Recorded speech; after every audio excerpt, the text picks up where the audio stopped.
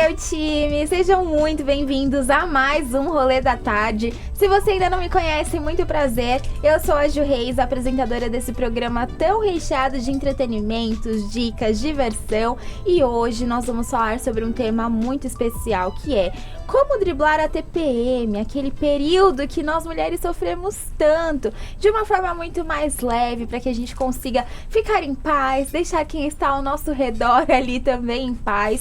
E eu não tô sozinha nessa, viu? Inclusive, trouxe aqui pra vocês uma mulher empoderadíssima, linda demais, doutora, ginecologista, endócrina e que tá pronta pra falar com a gente, né, sobre todas essas dicas pra passar por esse período por uma forma e de uma forma muito mais leve. Então, seja muito bem-vinda, Rafaela. Obrigada. Tudo bem? Muito obrigada, tudo bem, e você? Eu tô bem também. Me conta um pouco da sua história, quem você é e como você entrou nesse meio, assim, foi algo que é desde sempre que você sonhava, ou então teve um despertar? Então, a medicina em si eu sempre quis fazer, né? A medicina sempre me encantou. Mas a ginecologia não foi uma coisa assim tão direta, né? Eu disse que, tipo, foram as linhas tortas da vida, mais ou menos isso.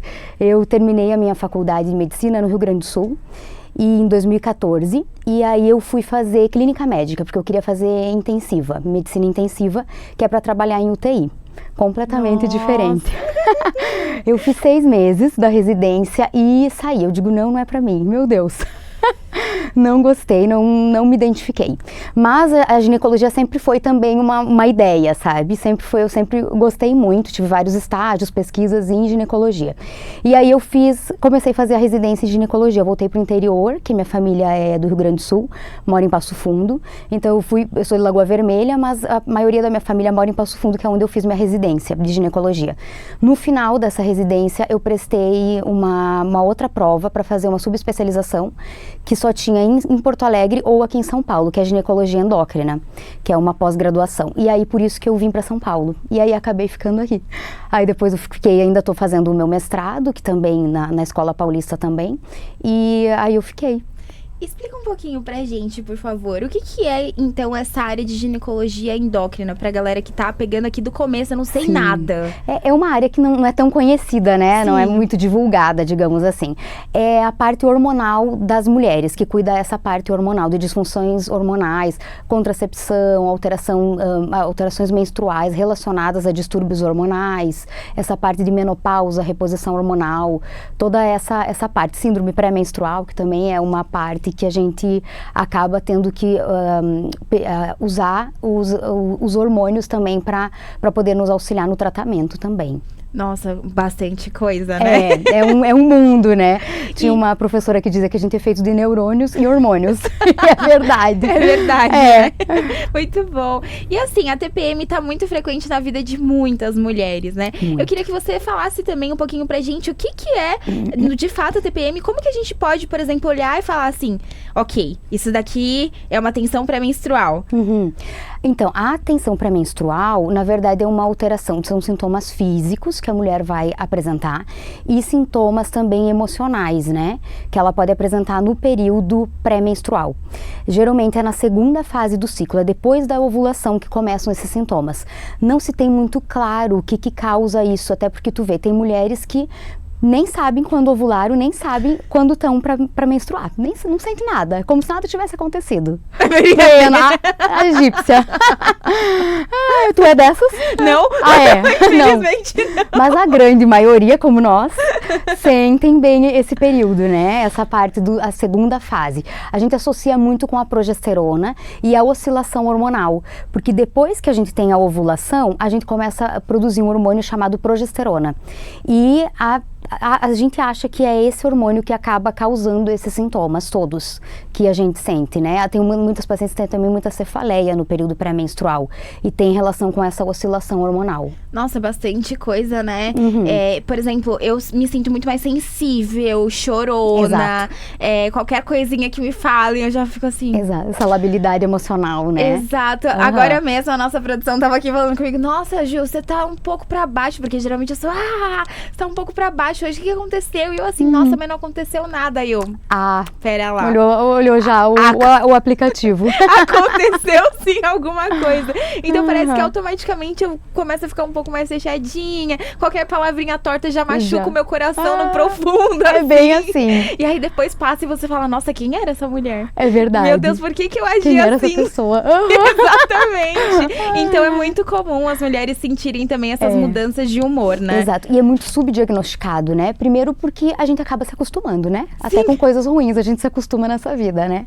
Então tu acaba se acostumando com os sintomas. Tu tem todo mês, desde sempre tu acha que é normal. E aí eles falam uma prevalência assim de 40% a 80%. É uma variação muito grande por isso. E são questionários assim muito longos pra gente dar esse diagnóstico, né? Que tu tem que fazer por pelo menos 2 ciclos consecutivos. É um questionário de várias perguntas. Tu faz um diário dos sintomas. Então acaba não tendo um diagnóstico muito preciso. E também pode confundir com outros sintomas, outras doenças de base psiquiátricas, né? Transtorno de ansiedade, depressão, bipolaridade, que já tem esse diagnóstico, já tem esse problema, essa patologia, e confunde com a síndrome pré-menstrual, né? Nossa, é um universo muito grande, né? Muito amplo. E doutora, fala pra gente como a alimentação pode influenciar ou não nesse período pré-menstrual. Existe de fato isso? Total. Como em tudo, eu acho que ginecologia, na medicina, na saúde, não tem como não falar em alimentação e atividade física. Influencia completamente, né? A alimentação, reduzir doce, carboidratos. Meu Deus! E é bem a fase que dá vontade de comer mais, não é? Exatamente, que eu coloco uma caixa de bombom aqui. Exato. Eu tenho uma paciente que contou uma vez que ela roubou a Páscoa do afilhado dela. Essa sou eu com meu filho. Eu falo, é pro meu filho, que nem come, não come nada. Meu filho come, aí no final quem come sou eu. Exato. E tu reduzir essas substâncias também vão reduzir os sintomas. E praticar atividade física melhora a endorfina.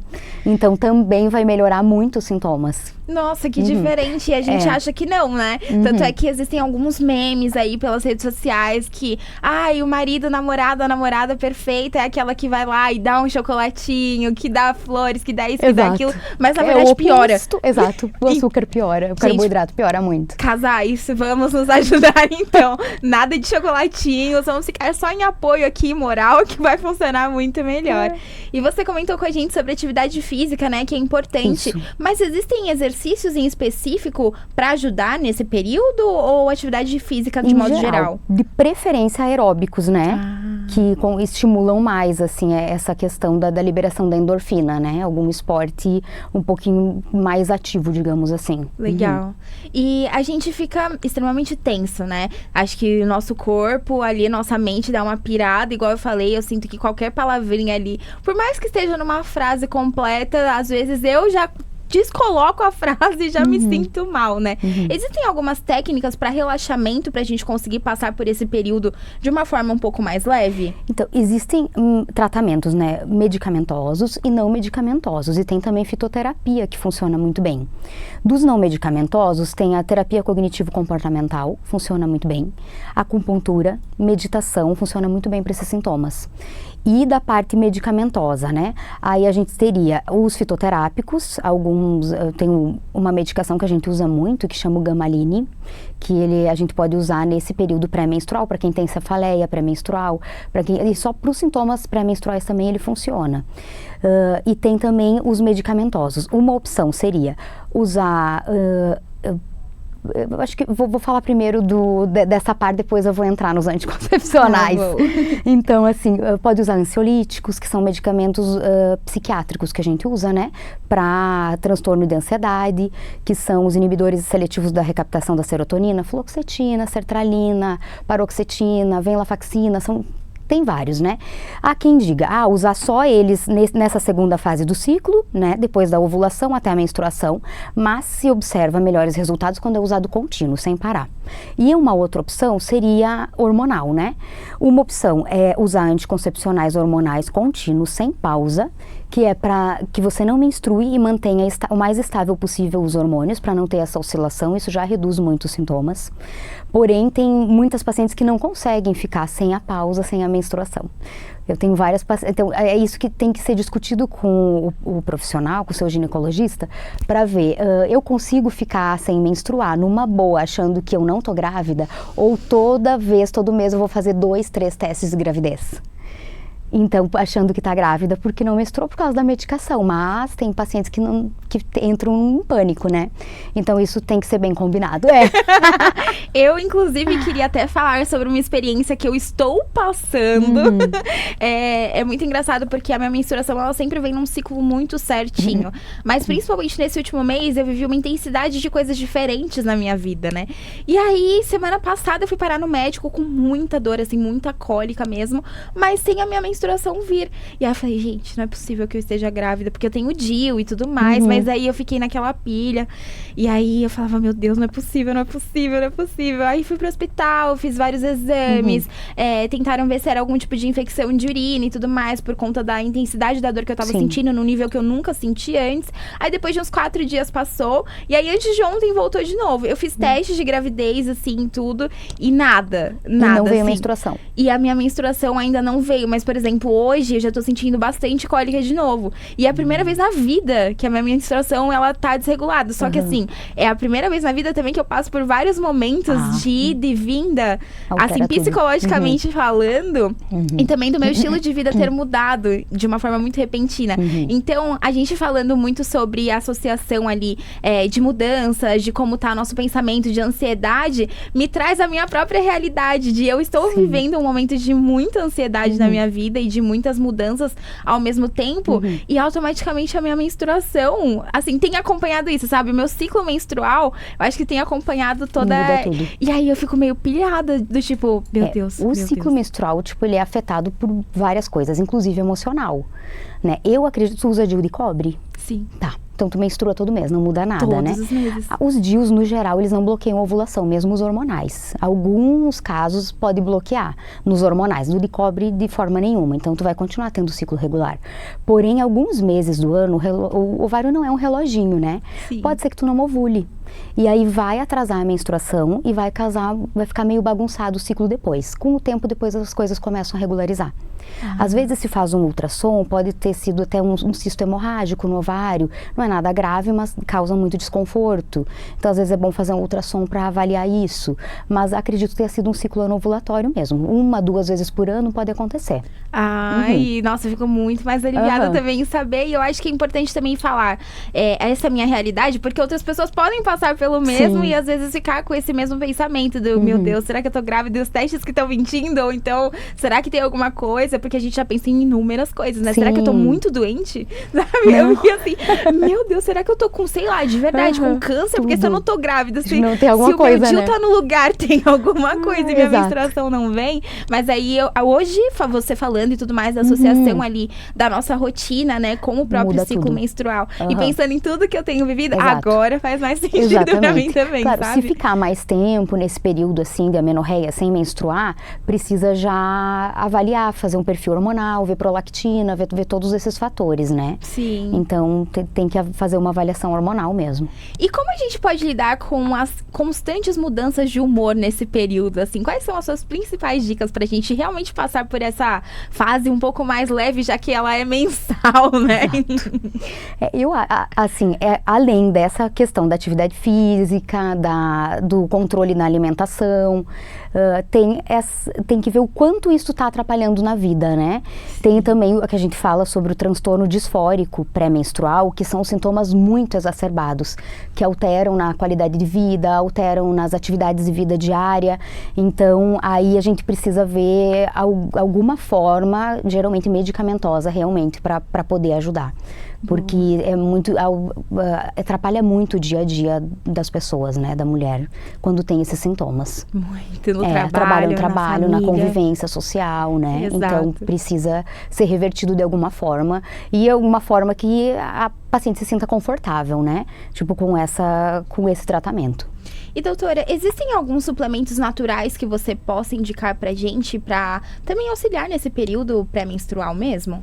O que a gente usa é esses fitoterápicos, que a gente usa assim nessa segunda fase do ciclo, que eles ajudam nessa questão da síndrome pré-menstrual. Perfeito. É. Agora a gente vai entrar então numa dinâmica aqui com você, Tá ótimo. onde eu vou fazer algumas perguntas e você rapidamente vai responder assim o que você indicaria, qual é a Perfeito. principal dica, tá bom? Então, quais alimentos vão nos ajudar, principalmente nesses principais sintomas da TPM? Alimentos ricos em fibras, em vitaminas, frutas, verduras e redução de carboidratos e açúcar. Boa. Quando a gente fala sobre técnicas de respiração, né? Existe mindfulness, enfim, meditação Sim. mesmo, várias outras técnicas. Mas que você já comentou, inclusive. Mas existem outras, ou enfim, que a gente possa até fazer sozinho em casa, que você possa nos ensinar e, assim, dar essa dica prática pra gente? O mindfulness é um dos principais, né? Porque fazem com que você se conecte reduza a ansiedade, porque você se conecta com o momento atual, né? Então, começar a perceber o que você está fazendo, mastigar mais devagar, perceber o alimento na boca. Então, isso tudo vai, quando você está caminhando, perceber os passos no chão. Isso, assim, todos os dias tu começar a fazer isso. Perceber o que você está fazendo naquele momento vai reduzir muito a ansiedade. Boa. E a gente tá falando muito também sobre coisas naturais, né? Até perguntei sobre suplementação, mas existem chás e bebidas também que nos ajudam a passar por esse período de uma forma mais leve? Assim, comprovadamente, cientificamente, eu não consigo te dizer. Sim. A acupuntura, que seria o que ainda tem estudos, mas também não é comprovado ainda. Então, assim, por meios científicos, a gente não tem, assim, ainda. Boa. E existe uma melhor hora do dia quando a gente tá de TPM para conseguir fazer exercícios? Ou isso pode ser um mito? Independente. A hora que ficar melhor. Tem gente que não tolera fazer atividade física ou à noite ou no primeiro horário da manhã, então o horário que ficar melhor. Até porque às vezes na síndrome pré-menstrual, né, nesse período, a paciente tem mais sono, fica mais indisposta, então às vezes no primeiro horário da manhã não sei se vai ser um bom momento, mas nesse sentido, é o que fique mais confortável. Doutora, agora uma pergunta minha, bem pessoal mesmo.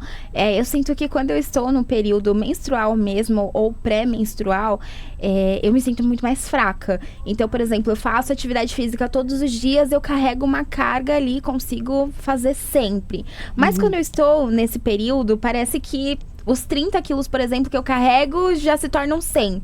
Isso é normal? É comprovado ou, assim, é algo da nossa cabeça? Não é comprovado, Sim. né? Mas acho que é em decorrência dessa indisposição, tu entende? Que tu fica, que tu tolera menos quase tudo. Tu tolera menos a questão da convivência social, tu tolera menos o peso, tu tolera menos o calor, o frio, porque tu fica com mais sensibilidade a tudo isso. Então, ao peso também. Até a nossa própria existência, exato. né? Às vezes Fica, eu falo, ai, não aguento fica mais mais. demasiado, fica tudo um pouco mais difícil. Sim, normal. Então, nossa, fico Por causa muito da progesterona mesmo, ela causa também essa retenção hídrica, né? Nessa fase e essa questão da indisposição. A progesterona que a gente libera na segunda fase do ciclo é o mesmo hormônio do início da gestação. Por isso que tu tem todo aquele cansaço, aquele sono, tudo aquilo. Então a gente tem todo mês, claro que é um pouco diferente, né? Em níveis diferentes, mas tu tem todo mês esses sintomas. E a TPM muitas vezes ela é um tabu, né? Às vezes quando a gente fala, e a pessoa tá assim porque ela tá de TPM. Geralmente os homens falam, TPM, se eu culpasse tudo assim por alguma coisa que eu tô sentindo, né? Mas eu queria que você falasse pra gente também, ainda é mesmo um tabu? Eu acho, depende, na verdade. Eu acho que tá menos, cada vez menos. Eu acho que os homens estão cada vez mais compreensivos. Eu vejo que eles vêm na consulta junto com suas parceiras, justamente para entender mais o que está acontecendo e saber como eles podem ajudar mais. Então isso acho que está cada vez um pouco, tá reduzindo essa questão, né, desse tabu. Legal. Agora uma curiosidade, assim, qual foi a coisa mais surpreendente dentro da sua carreira que você já ouviu que aconteceu de alguém dentro de um período pré-menstrual? Gente, eu acho que foi essa história da Páscoa. De ter roubado a Páscoa do afilhado, né? Eu acho que foi. Muito eu bom. acho que foi essa. E você tem alguma história que pode ser ainda mais interessante ou engraçada de alguém que também teve que lidar com esse período pré-menstrual pela primeira vez e partilhou assim com você? E aí não precisa, talvez, ser tão esplêndida assim, mas que você olhou e falou, meu Deus, eu quero dar risada, mas eu não posso porque eu sou profissional.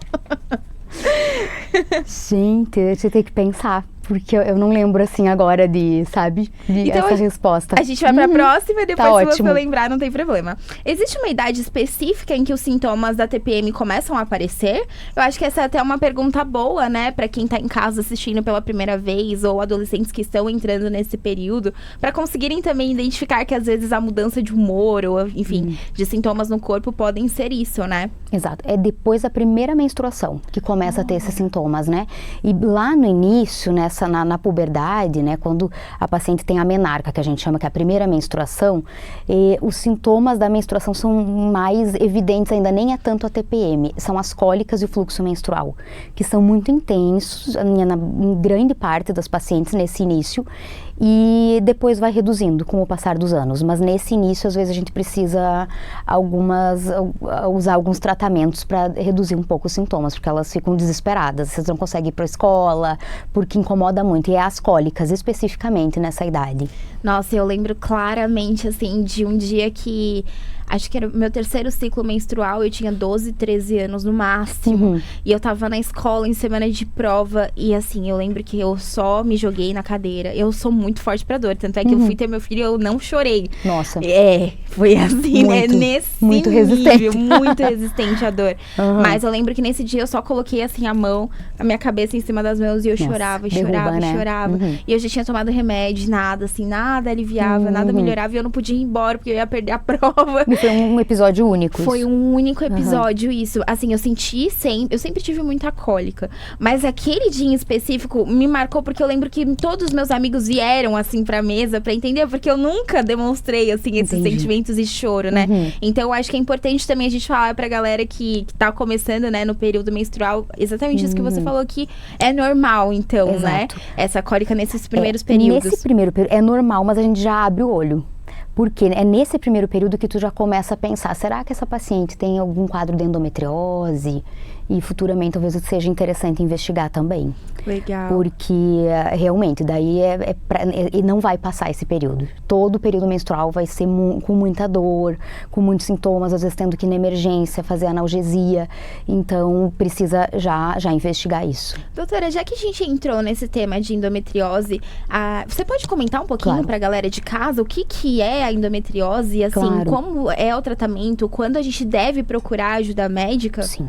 A endometriose é como se a parte interna do útero, que chama endométrio, é onde a gente menstrua. Às vezes, células desse endométrio, elas estão fora do útero, ou no músculo do útero, que a gente chama de adenomiose, pode estar no ovário, às vezes até no peritônio, tem vários outros lugares que ela pode estar.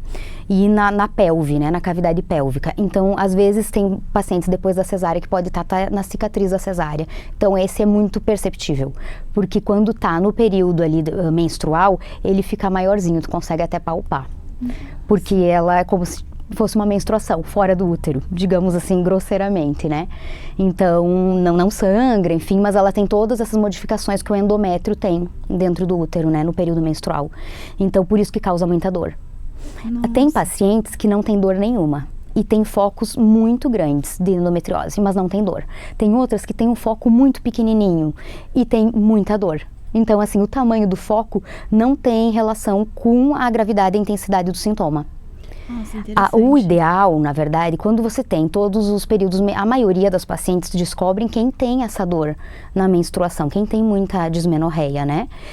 Porque quem não tem acaba sendo um achado ocasional. Fui fazer um exame por outro motivo e achei. Então é isso. O ideal nesses casos é a gente tentar usar anticoncepcionais ou medicamentos para suspender a menstruação. Hoje em dia já tem medicamentos que é o Dienogest, que a gente usa para suspender a menstruação, que é próprio para endometriose. Eles são derivados da progesterona, né? E também pode ser cirúrgico, conforme o caso, precisa avaliar e aí precisa operar também. Algumas pacientes também têm dificuldade para engravidar depois, por causa da endometriose, então aí é um bom momento, às vezes, também de se indicar cirurgia, se for o caso, né? Então, pacientes que têm diarreia no período menstrual, Isso chama muita atenção. A gente precisa sempre pensar em endometriose com um foco assim intestinal, uma endometriose profunda. Tem que sempre avaliar. Uma das coisas que está sendo usada em pacientes que têm endometriose, mas não endometriose profunda, é de hormonal, o Mirena. Ele está sendo muito usado para essas pacientes e está tendo bons resultados. Tem uma nova progesterona que chama gestrinona, que está sendo pesquisada e ela está mostrando bons resultados, tanto para a endometriose quanto para os sintomas da TPM, que o pessoal usa em implantes. Então, algumas pacientes relatam bons resultados com essa progesterona. Nossa, muito legal saber. E eu tô aqui, assim, perplexa, porque várias coisas que você citou eu tenho há anos. Ai. E eu nunca fui atrás pra saber, porque eu sempre achei normal, sabe? Então, todo mês eu tenho muita cólica, assim. A ponto de só querer ficar deitadinha na minha cama, chorando. E, assim, vários remédios que não passam e tudo mais. E agora me acendeu várias luzinhas, porque eu também já tive diversas vezes diarreia. Não é uma questão que acontece todos os meses, mas já tive diversas vezes. Eu sempre falava, meu Deus do céu, que loucura, né? Aí os 2, 3 dias, principalmente, são absurdos, assim, de muita pior, intensidade, né? De dor. E aí depois alivia. Então eu acho que eu foco muito assim, depois do 4º dia eu já tô em paz. Aí eu falo, então no próximo mês eu já tô pronta de novo. Como tu tem muita cólica, às vezes teria que talvez reavaliar também o tipo de DIU que tu usa, porque às vezes o cobre em algumas pacientes pode piorar um pouco o fluxo e as cólicas. Então, às vezes, usar algum outro método que dê uma aliviada nesse sentido, né? Uma curiosidade agora, doutora, você que já é há bastante tempo da área, né?